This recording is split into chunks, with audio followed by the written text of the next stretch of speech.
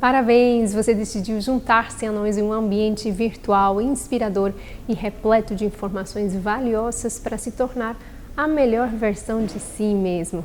O nosso próximo palestrante é o nutrólogo Dr. Rogério Forsard, com a temática, atenção, exercício físico, o novo remédio para o mal do século.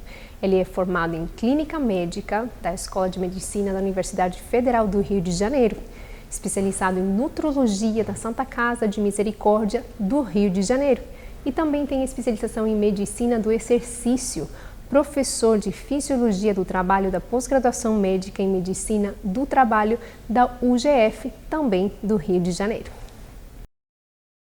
Bom, nós temos uma tarefa muito difícil, que é falar a respeito dos benefícios fisiológicos, né, da atividade física.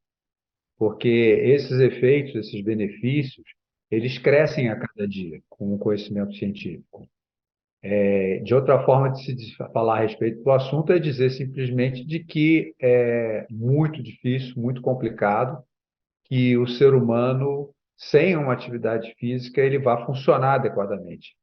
Ele funciona adequadamente justamente por causa de elementos que são elevados durante uma atividade física.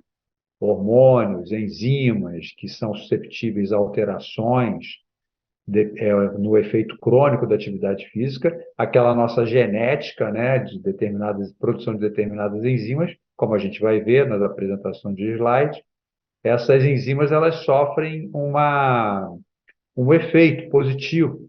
Então, a nossa genética passa a produzir mais dessas enzimas, o que é positivo, porque é como se o corpo estivesse se preparando para, ele entende que agora ele faz atividade física e aquilo virou uma rotina, ele entende que ele tem que promover alterações, né? Que são induções enzimáticas, controles hormonais entre o parasimpático e o simpático, que vão produzir efeitos mecânicos, efeitos fisiológicos químicos, elétricos, todo o maquinário ele funciona dessa forma. Só para ilustrar assim, de uma forma interessante, a atividade física, por exemplo, em que você coloca a musculatura periférica para trabalhar, ela, naquela atividade que ela vai fazendo um bombeamento através dos membros inferiores, ou numa natação, ou numa caminhada, ela vai promovendo, vai mimetizando o funcionamento do músculo cardíaco.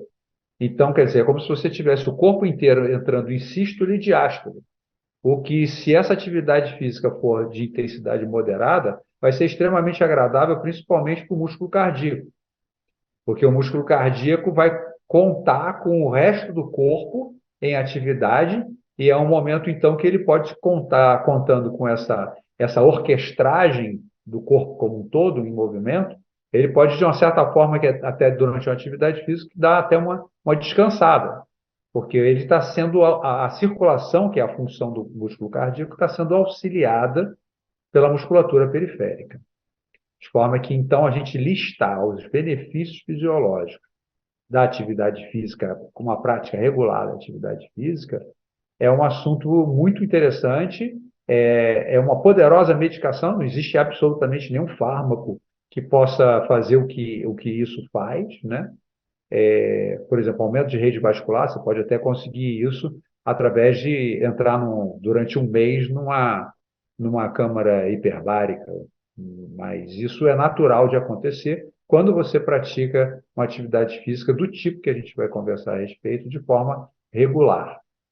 Logicamente que quando a gente fala dessa parte anabólica, que é a atividade física, a gente tem que lembrar que o metabolismo ele anda sobre duas pernas. O metabolismo ele se divide na parte anabólica, que é o gasto energético, e a parte, desculpe, catabólica, que é o gasto energético, e a parte anabólica, que é o que eu devo ou deveria estar ingerindo para que o metabolismo estivesse em perfeita ordem, ou seja, a parte anabólica e a parte catabólica, e quem vai comandar isso é justamente a transferência de energia. Metabolismo é falar sobre energia. Então, energia não se cria, não se perde, ela se transforma. Então, a gente tem aí o caso de que a gente se alimenta, procura se alimentar de uma forma adequada, justamente para ter uma reserva energética que vai ser, então, oxidada, né? E essa oxidação aumenta com a atividade física, ela ocorre a todo tempo, né?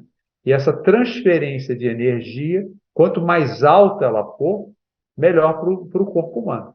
Se a gente tem um corpo humano saudável, que a maioria das pessoas não tem doenças genéticas, então nascem perfeitamente, então a atividade física vem a complementar a alimentação. É como se você não devesse se alimentar se você não tivesse atividade física. Porque se você não se movimenta, lembrando que o músculo é aquele tecido que disparado mais longe de todo ou qualquer outro tecido no corpo humano, é o que mais consome energia. Ou seja, em outras palavras, a contração muscular é o que mais consome energia no corpo inteiro. Não tem nada igual. Você tem, por exemplo, um gasto de ATP, que é essa energia orgânica da qual a gente está falando, por várias reações metabólicas. Então, a bomba de sódio e potássio gasta ATP, todo mundo gasta ATP. Né? ATP é o dólar, né? É a moeda que o corpo utiliza nessas transações energéticas. Mas nada, absolutamente nada, chega próximo de uma contração muscular. Bom, esses benefícios, como a gente estava falando anteriormente, eles estão associados à parte metabólica. E por que isso é tão importante? Porque é justamente hoje em dia, se nós como médicos vamos falar a respeito de doenças, a gente vai ver que as doenças modernas, como o diabetes, a hipertensão arterial, doença cardíaca, doença hipertensiva, como a gente falou, a doença cardiovascular, que vai gerar o infarto agudo do miocárdio, que vai gerar o AVE, que é o acidente vascular encefálico. Todas essas doenças elas têm componente forte metabólico, não é só o diabetes. Então, isso está associado justamente à capacidade do corpo de transferir energia.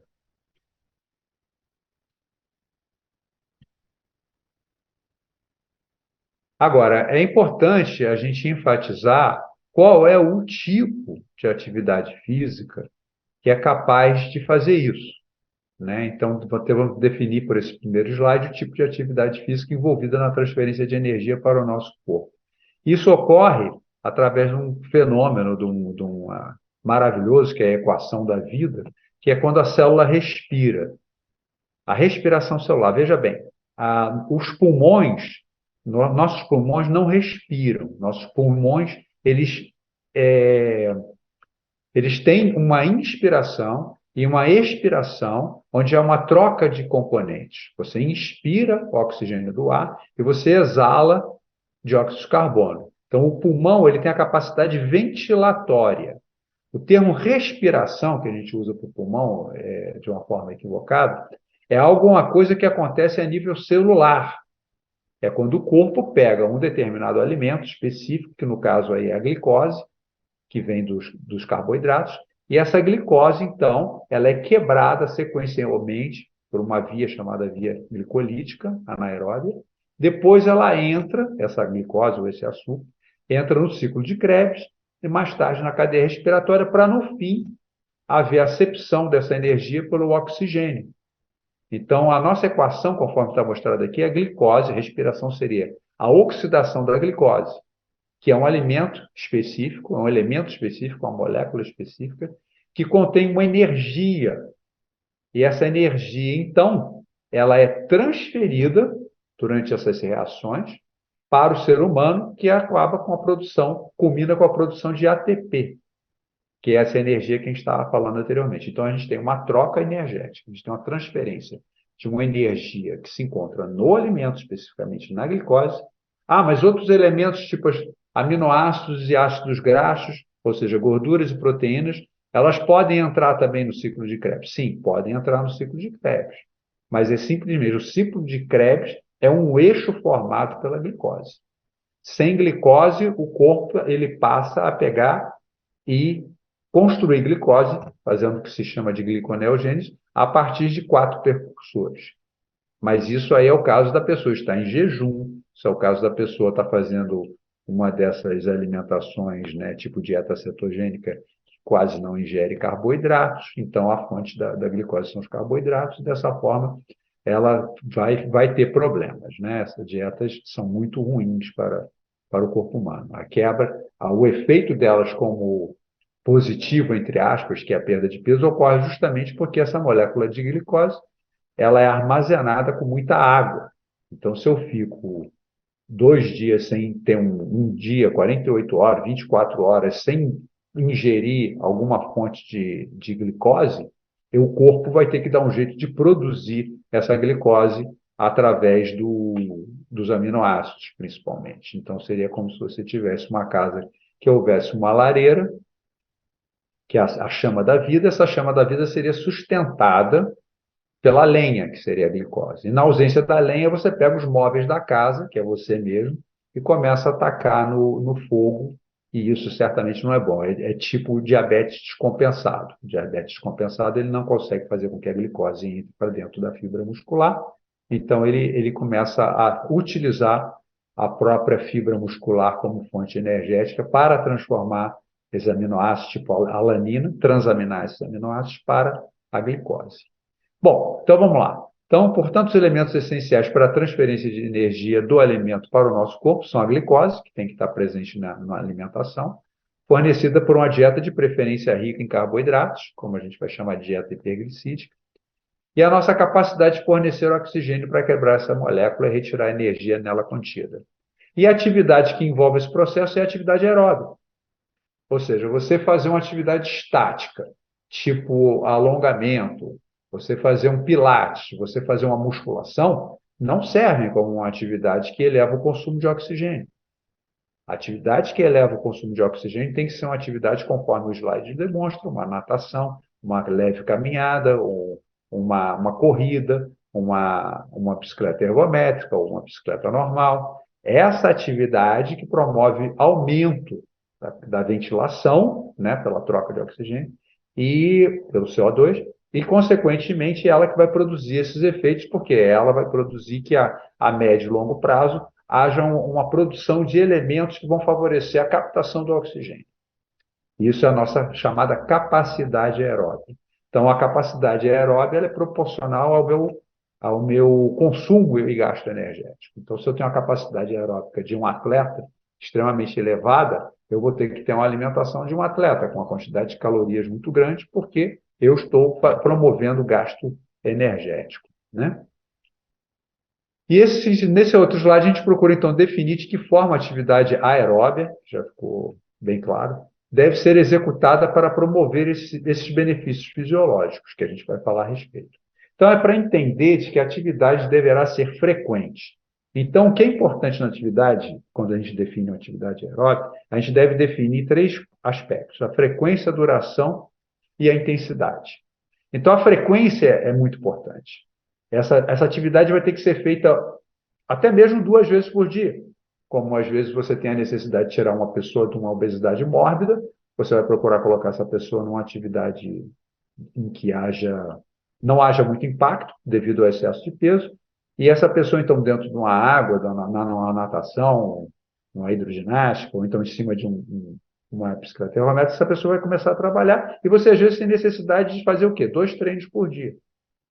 2 treinos por dia para que essa pessoa rapidamente ela consiga sair desse quadro mórbido.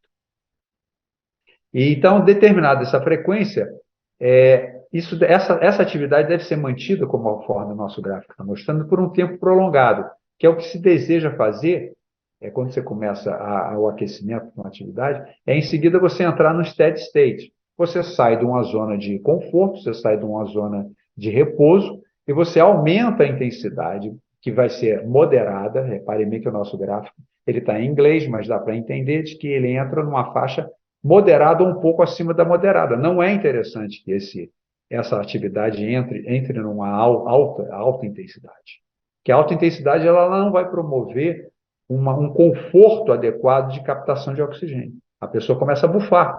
E se ela começa a bufar, ela não está na faixa de intensidade adequada, porque essa intensidade tem que ser moderada para que ela consuma o oxigênio de uma forma tranquila, regular, e possa, então, suportar essa atividade física, conforme o gráfico está mostrando, numa intensidade moderada. Eu coloquei aqui embaixo, só a título de curiosidade, que dentro desse steady state, que é tipo um estado quase que é uma atividade física praticamente num estado de repouso, você está se sentindo bem, você está tranquilo, você está fazendo uma atividade física, seu coração está agradecendo, que todo mundo está contribuindo para a circulação.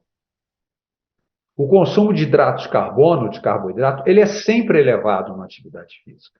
Você pega, por exemplo, os 3 primeiros colocados numa maratona, que provavelmente vão ser quenianos, você vai ver que esses 3 primeiros colocados, se você tivesse feito uma biópsia intramuscular, eles têm reserva de açúcar chamada de glicogênio maior do que os outros. É essa reserva de açúcar maior do que os outros que vai proporcionar que eles cheguem em primeiro lugar. Então, é muito importante eles terem essa reserva.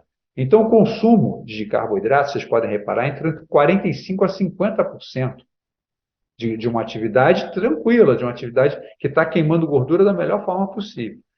É basicamente constante a queima de alguns tipos diferentes de aminoácidos, em torno de 5% a 10%, isso é normal que ocorra. E, olha só, a queima da gordura, ela é entre 40% e 45%. Então, em outras palavras, queimar gordura não é uma tarefa muito fácil, né? Infelizmente, o sedentarismo ele peca nesse ponto verdadeiramente, porque a gente não consegue consumir gordura senão através de atividade física. A gordura é um elemento que não é solúvel em água, ele não é capaz de sair na urina, ele não sai pela sudorese, o que sai é água. Então, gordura só tem um jeito de sair do corpo. Só tem um jeito. Por mais que se prometam aí as coisas, né, esses milagres todos, é através da oxidação, através da queima que o carboidrato proporciona junto com aquele ciclo de Krebs de carboidrato funcionando, com o ciclo de Krebs, fazendo o ciclo de Krebs andar, o consumo de oxigênio, aí a gordura é queimada. Por isso que tem aquele ditado: Fat burns under the flames of the carbohydrates. A gordura queima sob as chamas do carboidrato. Então, a gente enumerou aqui, só de cabeça, alguns dos efeitos. Então, a gente tem aumento da resistência muscular, devido à elevação do nível de glicose nos músculos, que a gente falou ainda há pouco, dos quenianos, né? Promovida pela atividade da glicogênio sintase. Então, quando você começa, o corpo entende que você começa a fazer atividade física de uma forma regular, ele promove uma alteração enzimática. Ele aumenta a glicogênio sintase, que o próprio nome já diz, é aquela enzima, ou seja, ocorre uma indução enzimática, em que aquela enzima, que sintetiza glicogênio, ela aumenta. Então, quer dizer, aquela batata que você está comendo, agora você vai comer mais batata e vai ficar mais batata dentro do seu músculo, que a batata, o glicogênio é nada mais nada menos que o amido, conhecido como amido animal. E há um aumento também, uma indução enzimática que promove o aumento da lipase lipoproteica, a LLP, que faz o quê? Ela trabalha no endotélio dos vasos e conforme essas adaptações vão ocorrendo, você começa a ter mais sítios de saída de gordura, você vai ter mais gordura para ser oxidada, poupando aquele carboidrato, você ganha resistência muscular e resistência física também. Você passa a aprimorar a sua capacidade física. Há um aumento da rede vascular, os vasos na necessidade de oxigênio, eles começam, então, que o exercício promove, pelo menos a princípio, ele começa a se desenvolver como as raízes de uma árvore, né? Esse aumento do leito vascular reduz a pressão arterial, já começamos por aí a ver vários efeitos além da resistência muscular, efeitos que vão beneficiar a economia como um todo, e leva mais oxigênio aos músculos e demais tecidos. Olha que beleza, você começa a levar mais oxigênio como se você estivesse dentro de uma câmara hiperbárica, né? Favorecidos pela elevação da hemoglobina, que é carreador sanguíneo de oxigênio, há uma elevação da hemoglobina, e da mioglobina. Isso ocorre além do aumento do volume de sangue, um volume vascular, né? Um volume sanguíneo, que também é extremamente positivo. Então, estamos falando de alguns benefícios. O aumento da utilização da gordura promove a redução do colesterol, que está associado às doenças modernas. A elevação do colesterol está super associada às doenças modernas e dos seus malefícios. E retarda a queda da glicemia e a fome. Porque se eu passo agora a poupar mais glicose, eu não vou usar toda a glicose que eu tenho no meu músculo, na reserva de glicogênio, e também não vou começar a importar glicose através da corrente sanguínea e deixar os outros órgãos passando fome. Então, o que acontece? Isso retarda a queda da glicemia, e a queda da glicemia é um dos fatores que promove fome. Então, eu consigo fazer uma atividade física que queime muita gordura, significa que eu vou chegar para o café da manhã, almoço ou jantar, seja lá qual for a refeição que eu for fazer depois da atividade física, e eu não vou ter a fome que eu teria anteriormente quando eu queimava glicose e baixava a minha glicemia. E essa utilização imediata da gordura acumulada nos músculos, isso é muito importante, irá reduzir a resistência insulínica do diabetes. Então, quando eu faço uma atividade física, eu já estou, inclusive durante uma atividade física aeróbica, é um momento em que nem insulina eu preciso para colocar glicose para dentro da célula. Então, para o diabetes é uma maravilha e promove até reversão do diabetes a médio, dependendo do grau do diabetes, a médio, curto, a médio ou longo prazo, depende. E o aumento do consumo por todo o corpo da gordura irá combater o acúmulo ectópico de gordura no fígado, nos vasos, em tudo quanto é lugar, não é só no músculo, né?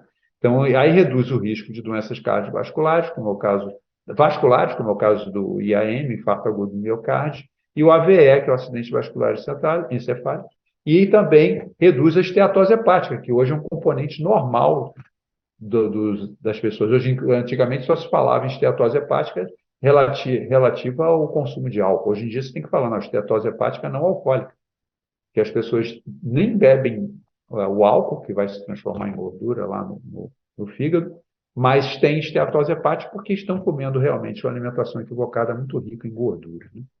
E, finalmente, um dos defeitos, que aqui eu vou lembrar, não estão todos aqui, né?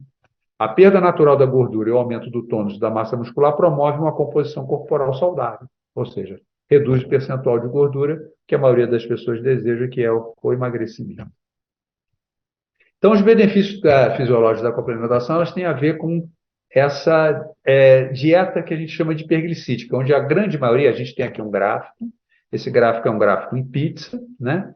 E ele vai dividir a quantidade de calorias, logicamente que é percentual, então são 100%, de quanto essas calorias. Então, a gente vê que, por exemplo, estudos feitos epidemiológicos, por exemplo, aqui está citado os tarramuaras superatletas, né? Eles correm entre as vilas dele na Sierra Madre do México. A gente até trabalhou com isso há muitos anos atrás, um trabalho feito junto da UCLA com o Joint Venture, com um centro lá em Los Angeles. A gente vê que a dieta deles é uma dieta hiperglicídica, e não é à toa que eles correm como correm, porque eles têm uma dieta hiperglicídica. Podem reparar que, na verdade, mais de 75% das calorias provém de carboidratos, porque é uma dieta que é a base de grãos, como o milho. O que eles comem? Comem milho, comem feijão, comem frutas, comem verduras, tudo que eles plantam. Eles moram a 2.000 metros de altitude e eles não têm uma cidade próxima. Eles comem o que eles plantam. Então, eles são extremamente saudáveis, foram motivo de estudo na década de 70 e até os nossos dias, porque eles ainda mantêm esse estilo de vida de correr, consumir muito oxigênio, fazer muita atividade aeróbica e, ao mesmo tempo, ter uma dieta basicamente natural, né? Eles comem muito, muito, muito poucos ovos, muito, muito, muito pouca carne, de forma que o percentual de gordura da dieta deles é em torno de 13% e o consumo proteico de 12%. E eles vivem muito bem, obrigado. Estudo do Cerqueira, de 1972, publicado em 1976, é um estudo que eles fizeram muito cautelosamente, muito bem feito, e esse estudo demonstra, então, calcularam todas as necessidades proteicas, todos os aminoácidos essenciais, tudo que vocês possam imaginar, vitaminas, sais minerais, tudo saiu perfeitamente normal. Eles, segundo a Organização Mundial da Saúde, eles estão até acima, né, do consumo da maioria aliás, de todas, exceção feita a vitamina B12, mas a vitamina B12, apesar dele ser mais baixa, pelo baixo consumo de alimentos de origem animal, eles não apresentam nenhum tipo de problema em relação a isso. Talvez, então, nossa percepção da quantidade de vitamina B12 que esteja super equivocada no sentido de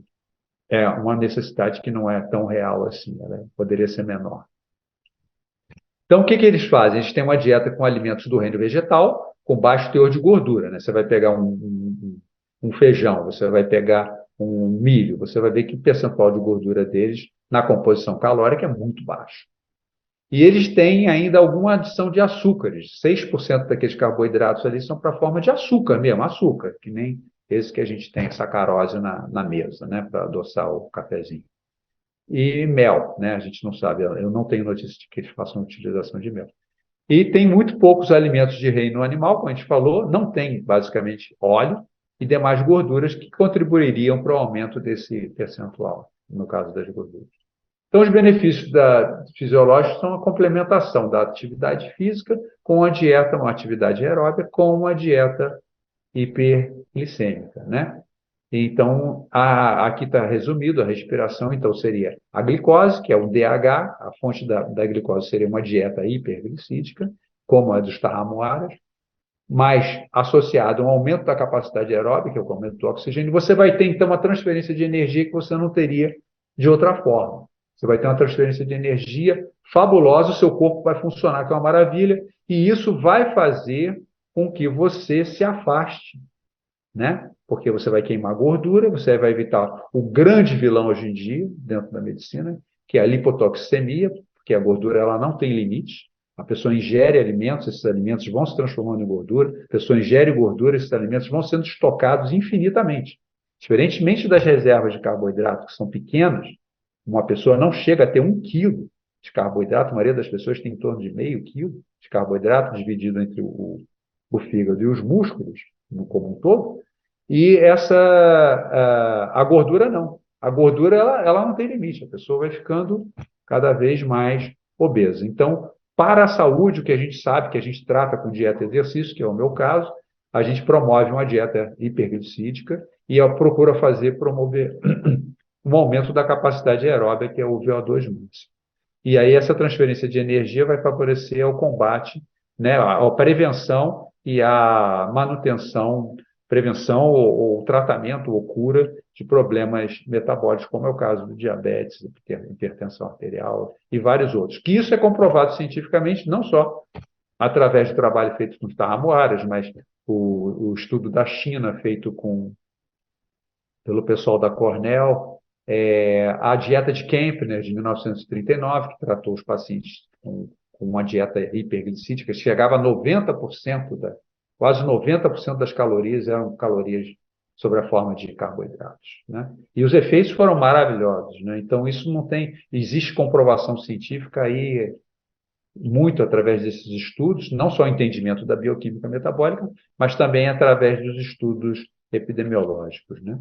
Então, para terminar a nossa apresentação, a gente tem aqui, na verdade, como que os organismos vivem, né? Os organismos vivem, tudo isso que a gente falou a respeito da respiração ocorre dentro da mitocôndria para a produção de ATP, mas esse CO2 e água que resultam nessa produção de energia através do consumo da molécula, a oxidação da molécula da glicose, a gente tem a produção de CO2 e água que volta para o sistema, para o ecossistema, e que a planta, lá no seu cloroplasto, lá especificamente, ela vai pegar a energia solar, esses dois elementos simples, CO2 e água, dióxido de carbono e água, e vai, com essa energia solar, associar esses dois elementos e criar a molécula do açúcar, que vai, logicamente, ser estocada, empilhada, como o gráfico ali, o diagrama está mostrando, numa célula, quer dizer, numa molécula gigantesca, que é a molécula de glicogênio, que é o amido. É o amido animal, o amido vegetal. A forma com que... Porque o que o vegetal faz, ele faz isso tudo por conta própria. Ele é independente. Ele faz fotossíntese e respira. Nós precisamos do produto da fotossíntese para respirar. A gente não tem capacidade de fazer fotossíntese. Daí a necessidade do ser humano de se locomover. A locomoção, ela historicamente, ela sempre esteve associada à alimentação, porque eu não sou planta, eu não sou verde, eu não estou preso ao sol. Então, para me alimentar, eu tenho que plantar, eu tenho que colher, eu tenho que fazer uma série de coisas que hoje em dia, na sociedade moderna, justamente isso promoveu, eu tenho um cartãozinho de plástico, eu faço um Pix, ou seja lá o que for com o meu celular, eu chego no lugar, eu como o que eu quiser. Eu sento numa mesa, eu não preciso mais de... Então, as doenças modernas são chamadas de doenças modernas justamente porque a gente perdeu o link entre o metabólico, entre o gasto energético e a reposição energética. A gente perdeu. A nossa dieta é, hoje em dia, pobre em amido, né? Nós comemos muito mais gordura, caloricamente falando, que é potencialmente muito maior do que o carboidrato e o aminoácido, 125% a mais, 4 para 9 calorias, essa diferença. E comemos à vontade. E sentados, só pagando a conta com um cartão de crédito. Então, isso acabou com o sistema, isso destruiu o sistema perfeito que existia entre a atividade física, aumento de consumo de oxigênio, aliado ao que eu plantei, que era justamente os frutos da fotossíntese, que são os carboidratos, as plantas, os alimentos de origem vegetal. Eu espero que tenha ficado claro, é realmente um assunto fascinante, né? Eu fico muito feliz de ter sido convidado para falar a respeito disso, eu gosto muito desse assunto, e congratulo o pessoal aí por esse evento, né? Parabéns por tudo aí que vocês têm promovido, né? O pessoal aí do Hospital de Manaus, ficamos muito felizes em poder participar. E eu espero que tenha ficado bem claro e que as pessoas possam se interessar mais pelo assunto, que pode ser que a pessoa não entenda o assunto, mas aumenta a curiosidade. No que aumenta a curiosidade, a pessoa começa a pensar e ver o que é bom, que é capaz da pessoa se retornar se você está com um problema de saúde, você pode retornar, você pode chegar, você pode voltar, você pode regredir esse problema de saúde. O diabetes não é uma maldição eterna, ele pode ser tratado, ele pode ser curado. Agora, curado mediante dieta e exercício. Se sai da dieta e exercício, provavelmente a gente pode desenvolver esse problema, esse tipo de problema, além de outros, né? Então, eu agradeço muito a oportunidade e a atenção de todos, e aqui eu me despeço. Muito obrigado. Deseja fazer parte de um dos melhores hospitais do Brasil? Cadastre seu currículo em nosso banco de talentos. O link do site está aqui embaixo. Anota aí!